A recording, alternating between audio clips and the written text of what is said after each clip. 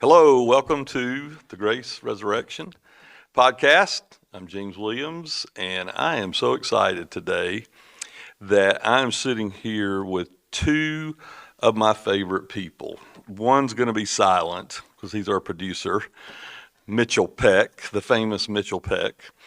And also somebody that I still kind of have to pinch myself. I'm still not sure you're really here. I'm going to wake up and I'm going to say, oh, it was all a dream. But my good friend Taylor is with us. Our new associate pastor, Taylor Bacon, all the way from Kentucky. And did you know that's what they used to call it, Kentucky, back in the pioneer days? It was spelled Caintucky. Kentucky, and then over time it became Kentucky. Yeah. But that's a little bit of trivia. But I'm glad to have you here from Kentucky. How long have you been here now? 2 weeks? 3 weeks? I think I'm going on 3. 3 weeks? Yeah. Yeah. I think we moved here on a Friday. Yeah. So I think this Friday will be 3. Yeah, I was telling somebody today, actually, Natalie and I were visiting with somebody, and they were talking about you and how great you are, and how excited they are to have you. And I said, I moved him from Louisiana when they were having a new baby, and now moved them to Georgia when they're having babies. Yeah, but at least this time, I mean, when we moved from Louisiana to Kentucky, our firstborn was 6 weeks old. Yeah. I mean, she had to get her first round of vaccines early so that we could move her. And our second was at least 8 months old. Yeah. So that's a little better. And I remember Tiffany came late to Kentucky because you stayed in some kind of apartment for a little bit until she got there. And, Yep. Yeah, because she had just had the baby. Yep. So it was, that was a little more interesting than this time. This time we took it slow, and it was a good process all the way around. Well, I'm glad you're here. You got a house, and you're joining me in my chaos here at Grace Resurrection. Although it's not really that chaotic.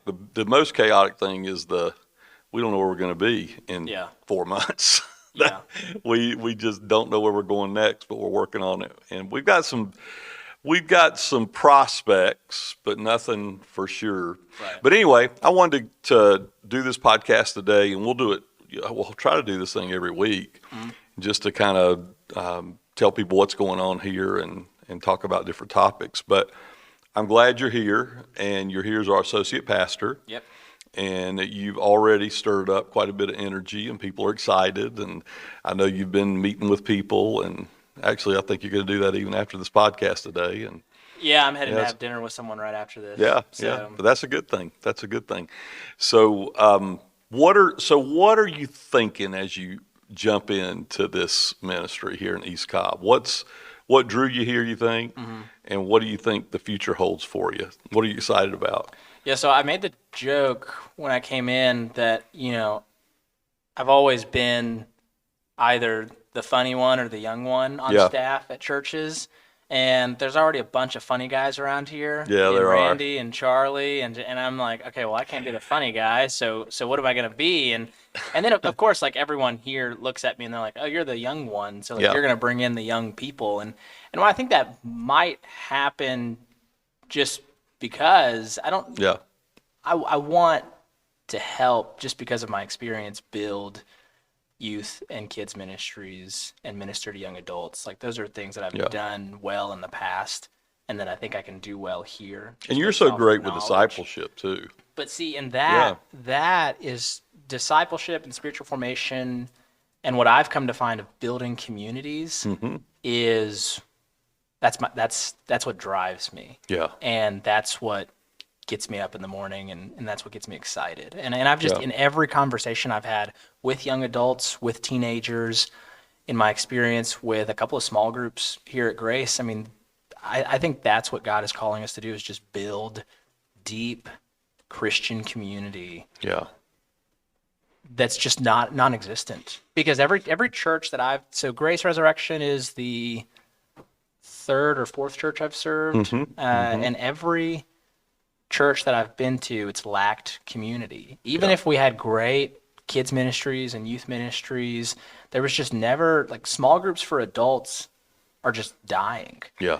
And part of that is because people are too busy, or they think they're too busy. or they just don't make time for it. But the other part is the church is just too lazy. And I'm saying general church, not necessarily this one, but the church is just too lazy to do. No, I agree. Because it's a multi-year process, you know. And neighbors don't know each other anymore. Right. So I think that carries over into the church. Yep. Like people don't even know who they live near. And so in the church, we're even isolated in that way. And I know when you and I were in Kentucky, you were really making some progress toward that. And that's exactly what we need here, because it's what any church needs, but especially a new church. And one of the things that excited me about coming to Georgia, and I know excited you, is that we can shape culture. We can actually put healthy culture in place instead of trying to correct, bad culture. And so I was saying the other day that it feels like I told this story about Carlisle Marney, who was a very well-known pastor in the 50s and 60s. And he pastored Myers Park Baptist Church in Charlotte, North Carolina, which was a huge church. My wife's grandmother attended that church. And Carlisle he wrote lots of books. He wrote a great book called Beggars in Velvet, which is really a great, great book. And it's an old book now. You can barely find it. But anyway, so when he was preaching one Sunday, though, and I mean, that church would pack out on Sundays to hear him preach. And there was this huge pulpit that kind of was up above everybody. So you were looking down on the people when you were preaching. You had to climb these steps to get into the pulpit. And so he's preaching one Sunday. There was a little door behind the steps that would close when you went in there. And all of a sudden, he's in the middle of his sermon, and he just drops. And everybody's like, what just happened? Because he was like this stately kind of real, he was this kind of great orator. He had this voice, everybody wanted to listen to him. And so he just drops in the middle of the sermon. Well, he had a heart attack. He had a heart attack in the middle of the sermon. And so had it not been for that little door, he would have fallen all the way back. Right. They got up there, started helping him. They dismissed the service, got him to the hospital. He ended up having like a quadruple bypass. And he wasn't in the service I don't think he could preach for like 8 weeks, 9 weeks, something like that. So anyway, on his first Sunday, this is a great story. He gets back in the pulpit and he steps up. Everybody's quiet. This is Carlisle Marney's first Sunday back. And he says, as I was saying, and everybody just dies laughing. And I've always loved that story because I almost feel that way because you're here. Because it's like, as I was saying, because I remember, and you've actually got a clip of this on your I don't think you do Instagram a whole lot, but a while back you put a clip of you and me doing a podcast, and we were talking about church vision. Yep. And it's so good. I went back and listened to it the other day, and I was just like, oh man. And so we were talking, and we were sitting there talking about vision and what we believe God's doing in the church now, and what's it going to take to draw people now back into the church or into the church for the first time, these younger generations, and how we could be a teaching church. We could actually model for other churches by actually, putting good culture in place and being healthy in the way we do ministry. And so that's one of the big reasons too. I'm just really glad that you're here, because I felt like, we were working well together. Yep. And if you listen to that podcast, it's like, okay, I remember listening to it and I thought, okay, God, so what were we doing there? Because I think it was maybe a month after that, I'm out of there. Yep. After we did that podcast. And so what are you doing? Well, here you are. And I guess that was my answer. God said, okay, this is what I was doing. Now go do it.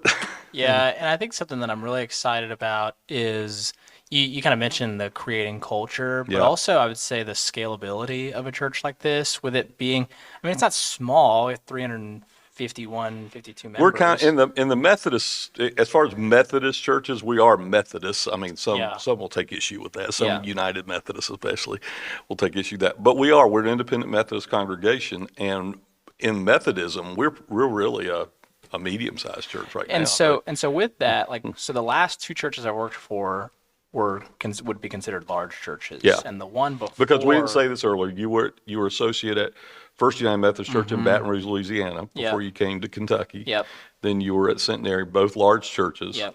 And now all these folks came from a really large church that are with us right now. So we're all speaking the same language. And what I'm seeing is, one, it's a lot easier to get things done when, I mean, you and I are Most the only definitely. two full-time employees, Yeah, yeah, right? And so it's so much easier to get things done and to get things accomplished. Like, again, so we're going to be putting out devotionals for Advent, yeah. Those are and great. I tried to do this exact same thing at my previous church, and it never took off because it would have taken the entire staff of 40, 50 people to adopt it. Yes, absolutely. Here, I got buy-in from the whole staff quickly because there's four of us, Yeah, right? And yeah, so, and it's going to be put in front of the congregation. It's I just, and so we're able to implement some things really early on that will then scale with us because it'll yeah. just be a part of who we are. Absolutely. And I also, and that in and of itself was a draw for me. Yeah, But then also, I've always wanted, my wife reminded me of this, I've always wanted to work for and this just seemed like a pipe dream 8, 9 years ago when I said this, because this just wasn't a reality 8, 9 years ago at least in the Methodist world. I said, if I could just work for a Methodist church that's not a part of a denomination and I could be ordained but not have to move around, yeah. that would be my dream. That Well, would be great. But 8, 9 years ago, right, this was 2018, right? 2018, 2019. No, even 2018, 2017 when I was saying this. I mean, that was just when, things were no. kicking off at a general conference level And especially if you were working in a large church, because large church staff in the United Methodist system is, it's hard to find good staff people for large churches, and because it's just different. It's different than working in a small and medium church. So you have these certain skills. So in the Methodist system, if you were in a large church, that's probably where you're going to be till you retire. But, my dream was almost like yours, except for I have, since I went into ministry, wanted to start a church, plant a church. And I put myself out there constantly through the years. And I said, listen, I really want to plant a church, because Natalie and I had experience doing that when we first got married. We helped plant a church. Great church in Spartanburg, South Carolina, still going strong. And that was very fulfilling for us. We felt like our gifts were used really well back then.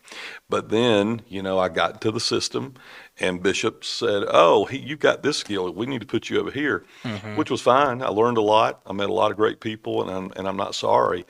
But I never thought that the dream of starting a congregation would come to fruition. And so here we are. God's given us these things, which is pretty amazing for lots of reasons. We don't even have time to talk about why in full. But yes, I mean, so I look at the size of this church, Taylor, and I know, and you've seen this just in the short time you've been here. We're packing this place out. We are going to be a larger congregation. There's no doubt about that. We're even a regional church. We've got people that drive 40, 50 minutes to church here every week. And that's just the way it's going to be. And East Cobb tends to lend itself to that kind of ministry, which is fine. But the one thing that I want us to be careful of is that we don't lose a lot of what I'm seeing that I've longed for in this place for 30 years in ministry. And with your ability to do discipleship and to communicate how important that is, you're a young guy. So I remember those days when you're young. People say, "Oh, you can get the young people to come," and frankly, it did. When do you stop being the young one? Well, that depends on who you ask. I guess now, but for me, because I'm no longer the young one, but I do think that's part of it. That's just kind of a human thing. You're drawn to people in your generation. But right now, we have an opportunity, I think, to do something that is a once in a lifetime thing. And Randy Michaeler being here with us is just kind of the gravy, because he built a ministry here in East Cobb that was, it was the largest Methodist church in the state of Kentucky, in the state of Georgia, but it was not a Sunday only church. He was big on community outreach, and he preached from the pulpit.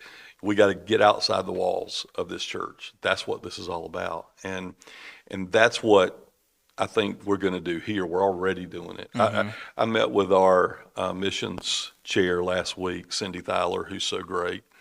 And Cindy used to be an editor for the Atlanta Journal-Constitution. I mean, this is a smart lady, but she loves missions. I mean, she's got a real heart for missions. And so she brought me this list, and she said, I really think we need to send a letter to the congregation to allow them to know what all we've done the past year. And so she handed it to me, and I was shocked. I knew about everything on that list, but in my mind, I did not realize how much we have done here in such a short time. And so those are the things that I want to keep doing as we grow. Right now, it's like you said, it's a little easier to make it happen in a smaller setting. But I hope we're putting some things in place so that we can really be Jesus to East Cobb and at Metro Atlanta. And I think that's part of you being here is to help us with that. So, And that's another thing about Grace Resurrection that I think is really cool and is easy to compromise on as you grow, is that there are so many people that are involved and being the hands and feet of Christ in the community, in our church, because they have to be. Yeah. Again, there's very little staff, and everyone just pitches in. Yeah. And we had earlier today, before we recorded this, we had probably 25 people in and around the church decorating for Advent and for Christmas. And I thought, the other churches I've been at, the staff would be expected, our facility staff would be expected to do this, or someone would be expected to do this. But you have people that are just coming in and out, just trying to pitch in and just trying to help.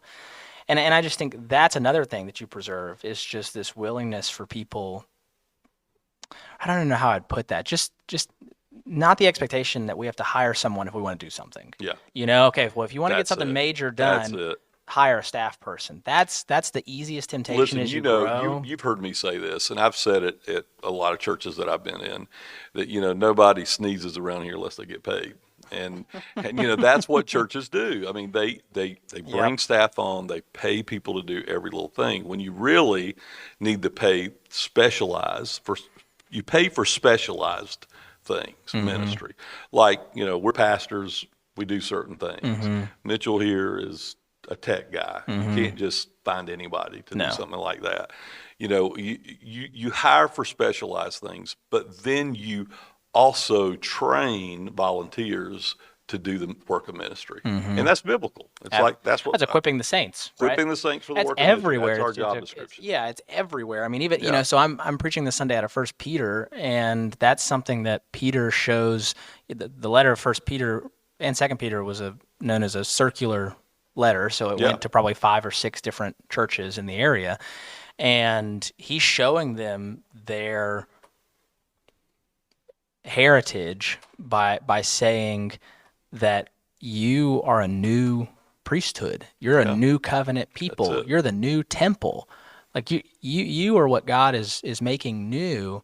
But that new priesthood piece, I mean, and then when you look at Paul's letter to the Ephesians, equipping the saints for ministry, like that language is especially all over the New Testament because that's what it's all about. And when you get into a model where staff are doing everything, the church is not being the church. And so if I had to pick one thing to preserve, it would be that. Because if you have a congregation that doesn't want to hire a staff member every time they need something, and they want to be involved and they want to be the church to the community, then I mean as that scales, it's compound interest. It only gets bigger. I'll never forget.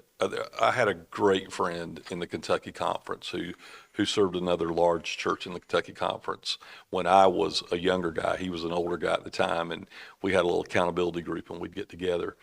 And I remember saying to him when I was probably 34, 35 years old, I just said, it's so great that you've got this big staff. If I had a big staff, I could do this and this and this. And I remember at the time him saying, be careful what you wish for, because it turns into a lot of hirelings, so to speak. And I'm working on some writing right now where I talk about the hireling thing.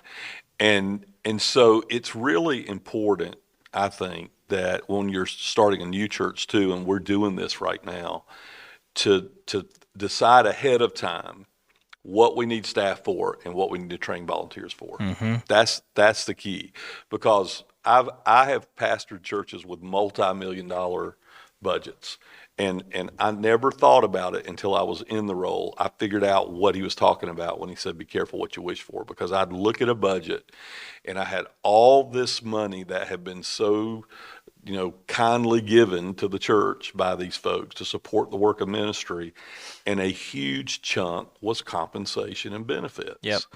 And I'm not saying that that's a terrible thing. I'm saying that if the tail starts to wag the dog, somebody's missing out, not only in their own ability to get to do ministry, but we're also not ministering to someone in the community because of that.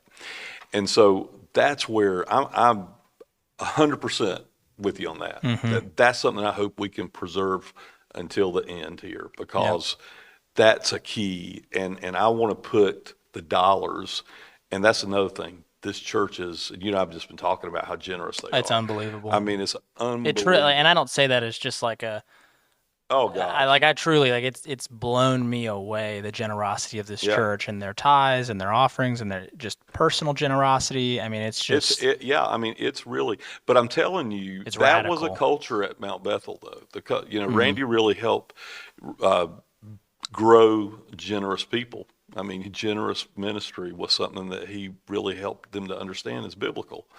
And so it is, and that's another reason that we don't have to, wring our hands about what we're going to do when we need somebody. I think we raise up a volunteer to do that, and I believe that God honors that. So, what's funny is as we're talking about all of this, it's so eerily similar to a church planting experience I've already had. Yeah. And it just keeps, it's like it's not that I can see what's ahead, but I've seen this play out. Yeah. But I will say I've seen it play out not as well as I think it's going to play out here. So when I was in Baton Rouge, a friend of mine who was associate pastor on staff, they had him plant, he was over the contemporary service for a few years. He had built a massive young adults ministry at this church for another couple of years. And then they wanted him to basically combine those two things and plant a second campus. Yeah. Yeah. But they did it very unconventionally. He couldn't take anyone from, the existing congregation. Yeah. And they gave him, I think they gave him a budget. I don't know if they gave him any money. I mean, if they did, it was like a $15,000 budget for the first year, right? And he just so in that way, what I think the benefit of church planting is that you have a hustle mindset and you have to make it work, because if you don't, something bad could happen, right? Like if it doesn't work, okay, I'm out of a job. You got to put food on the table, things like that. Like that's what makes church plants so successful, and coupled that with the power of the Holy Spirit. I don't want to discount that at all. But so he started really grinding and really just investing in the neighborhood that he was going to plant in. It was in a kind of a trendier, younger neighborhood in Baton Rouge called Mid-City, and the church was called Mid-City Church. Yeah. So he took a couple years to kind of do the seed work and everything. And he found that more people wanted to be in small groups than wanted to be in worship. And so he really gravitated towards that, and would really say that church became more of a conglomeration of house churches than it was a Sunday gathering. So it was a campus of the larger church, right? Okay. Yeah, it would say, Mid-City Church, a campus of First United Methodist Church, Baton Rouge, right? But it really took on an identity of its own. So if initially in the first year, if you had 50 people in Sunday worship, there were 150 people in small groups throughout the week. Yeah. So it was just, so people were seeking community. They were still in worship, but then after 3 years, their tithes, and this was like a classic church plant where the average age was probably 27. Yeah. Their tithes were tripling year over year. Wow. And the congregation, the worshiping congregation wasn't really growing all that much. I mean, they were, but not at that rate. Yeah. It was just the existing people they had that were growing in their generosity, because I think their main focus was community. And so that's what I see here. But what I see playing out here so well is that we can have people in community. They're already really, really generous, and they want to know one another. Yeah. I think you leverage that for what you're saying, being the hands and feet of Christ to the community. And this church could, what I like to say and what that pastor would say is make this community look a little bit more like the kingdom of heaven. Absolutely. And I just see goal. that. Well, Yeah, when I was in seminary, Maxie Dunham was the president of Asbury Seminary back in the 90s. And he taught a class that I think we were required to take this class, if I'm not mistaken. It was called The Personal Life of the Minister. And I remember him saying in that class, there are two ways you can evaluate the health of a church. One is how much is their budget, how much of that budget is put to the work of ministry, and are they meeting it? And two, how big is their volunteer base? He said those are the two ways that you can really look at a church and say this is a healthy church. And so we got that going on here already. Yep. And here's what frightens me the most, and I know a lot of folks in Grace Resurrection will listen to this podcast, and that's good because I want them to hear this, that what scares me the most about this is we need a building. We're looking for existing buildings. We have an opportunity at one piece of property that we're kind of trying to hammer out. We got another piece of property that we've made some neighbors mad right now. So I think they're ready to kill us, but we're who knows? They've been doing their due diligence on Facebook. That's for sure. And I get it, because if we built over there, they'd have a parking lot in their backyard. So I understand all that. But we're looking at some other spots. But as soon as we start a building campaign, we'll be able to do it. I evaluated that in the first 6 months here. In my brain, I was thinking, all right, could we really afford a building campaign? Well, yeah, we can. We can afford a building campaign. But when you start a building campaign, and I've been a part of two now, especially the senior pastor's focus automatically goes away from ministry into the campaign. And I'm determined that that's not going to happen. Now, how itching I am to get out of this building, because we love this building. Yes. It's been great up to this point. We're in an old Lutheran church, which is beautiful, but it's very small. And you know that I spend more time at Chattahoochee Chattahoochee River Coffee than I do here, because there's really no privacy. You can hear everything. It's just a small building. And so I write my sermons at a coffee shop. But what I know is that if we're not careful, the building becomes what we worship. And I don't want to do that. I'm going to fight that tooth and nail. That's why everything that we're seeing put into place right now is so important, because we may be in a temporary facility for a while. You and I've talked about we might have to be in a gym for a while before the building gets built and all this, because where our lease run, they're going to build something here, the synagogue is. Yep. So we got to be out by end of summer probably, so they can get their thing going. But I do think that what we do right now is so important, because it sets us up for keeping the main thing the main thing. Yep. That's the key, is I want to keep the main thing the main thing. And it's easy, because I'm kind of like I've got a touch of ADD.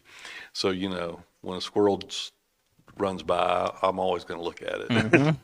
But I've learned some things.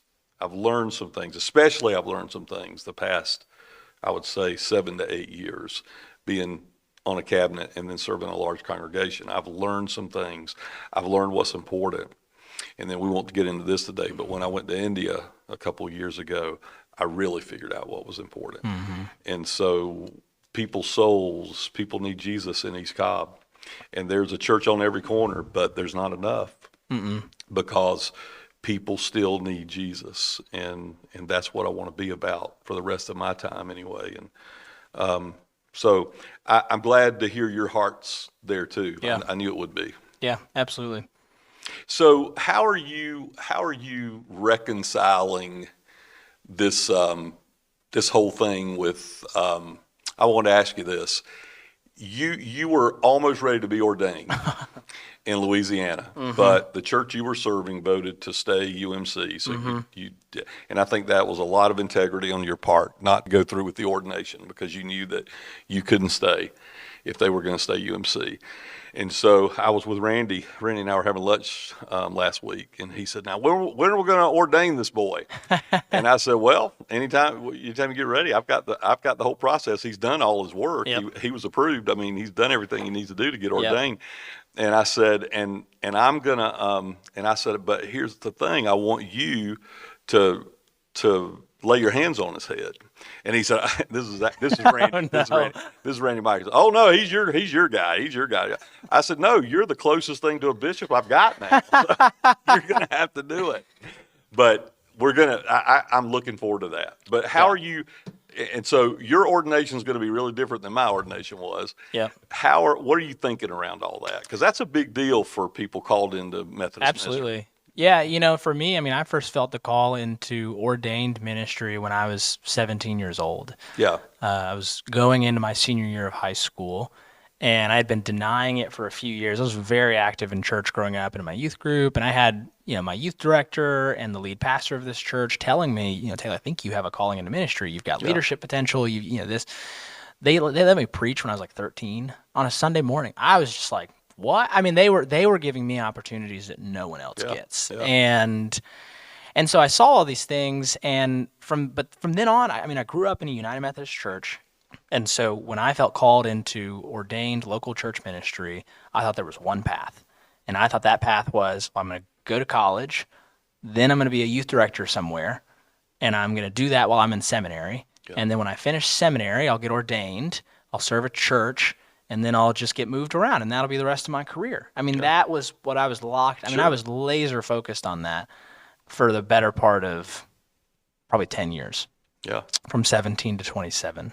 And I got, we're not on video, but I got right on the cusp of it, of fulfilling my dream of being ordained. And I was serving the church in Baton Rouge, and I was in the process, and I went, I did everything. I did the psych eval, I did the questions, I sat through 6 months of mentor groups, everything. And then when we kind of had decided that you might be coming here, you sent me all those questions, and I was like, I don't need to see these. See that? I'll get to that, because that was crazy. That surprised me in a lot of ways. But so I got right up to it, and then I was in a council meeting, and at this church, we had a 60-person council. Yeah.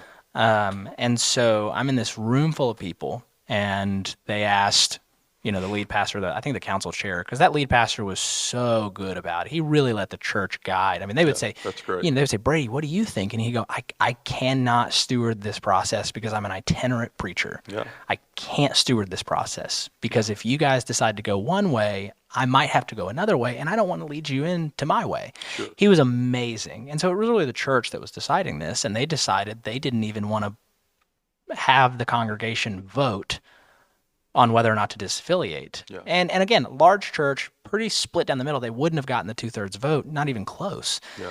And so once they voted not to vote, everyone started cheering, and I was standing in the back of the room, and I felt completely isolated. And I thought, dang it, I can't stay here. Yeah.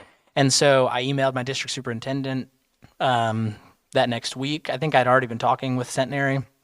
I emailed the DS the next week. I had to go through a long process of not turning in my credentials, but kind of. It was still the same process. Sure. And it was really, my entire time at Centenary, I dealt with imposter syndrome because I held the title of pastor, but I had not been ordained in any fashion. Yeah. And I don't think I ever fully leaned into my ministry potential at that church because I just always felt like I wasn't who I thought I was. Yeah. That I was being called pastor. A lot of people at that church, especially older people, would say, "Hey, Reverend, hey," and I just felt so phony when they would do that because I thought, no, I didn't get ordained. I didn't do it. And so, I'm coming out of that a little bit because Grace Resurrection situation is so different, and I hold a different position here. Sure. In a lot of ways, and there are plans for ordination I was very surprised by the ordination questions that Grace Resurrection had, because I think I submitted like a 15-page paper to answer those questions. I mean, it was something ridiculous. And so I think I've taken steps with Grace Resurrection that have helped me feel less of an imposter. Yeah. And I think you and the leadership have set me up well to be seen as a pastor in the eyes of the congregation. Absolutely. Because that's the other thing is, every church I've served up until now, I've either been the primary person in kids or youth ministry. And I'll just tell you, I was on the board of ordained ministry for 12 years. And so I was in the middle of all that stuff over the years.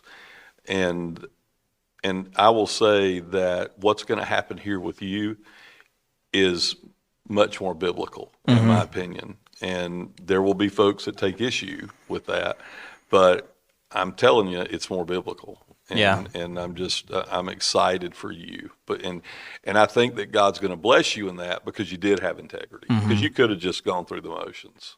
Oh, I could. I mean, I could have been ordained in the UMC. I could have gotten appointed to a church. Yeah. They wanted to appoint me to a church really close to my wife's family in Louisiana. I mean, I could have rode the system for the next 30 years, but there was something in me that was, the Holy Spirit was really compelling me against it. And it's led me down an unconventional path since then. I mean, this has been the craziest 3 years of my life landing here. But I'm just convinced it's all been in God's plan. No question. So I'm really excited about it. And that having some sort of ordination service, I think is I'm curious how I'll react, because I think it's going to be a really special moment for me, because that each time I've kind of crossed the threshold of what I felt like God's calling me to. I remember when I graduated from seminary, I mean, it was very emotional for me, because I had been looking at that for 6-7 years. Sure, like I was like, I can't wait to go to seminary. I can't wait. And when I graduated, I mean, I was almost in tears, because it was just the culmination of a lot of things. Yeah. And so I have similar feelings about this too. Well, that's a part of your call story. And it will always be. When you get to be an old guy like me, and you'll be sitting around a room with a bunch of people, and they'll say, "Hey, tell us about your call." And you'll tell them the story, because it is. I mean, it's timeless. It's a timeless story, because God did that in your life, and no one can take that away from you. And you are in the boat of a lot of young pastors who had to go through this in the middle of the UMC blowing up, but you can be very proud of how you come through it. I mean, it's been good. Yeah, absolutely. Yeah. Well. Mitchell here, the guy that doesn't say anything, tells me that people don't really want to listen to us past 30 minutes. So I guess, how long have we been talking? 37. 37? All right. So people's already turned it off and gone to bed or something. But anyway. Or parked their car or finished their workout or whatever. All right. Well, but thank you. Thank you. We'll be here every week. So keep listening, and hit like or leave us a review, something that helps us to know that we're actually making a difference. I tell you what, it's unbelievable. We've been doing this podcast now for a little less than a year, and it is unbelievable how many downloads this thing. And took a pretty significant hiatus. Yeah. On top of that. Yeah. So it's good. So we know people are listening to it. We appreciate it. We love you guys. Keep listening to us, and we'll see you next time. God bless you.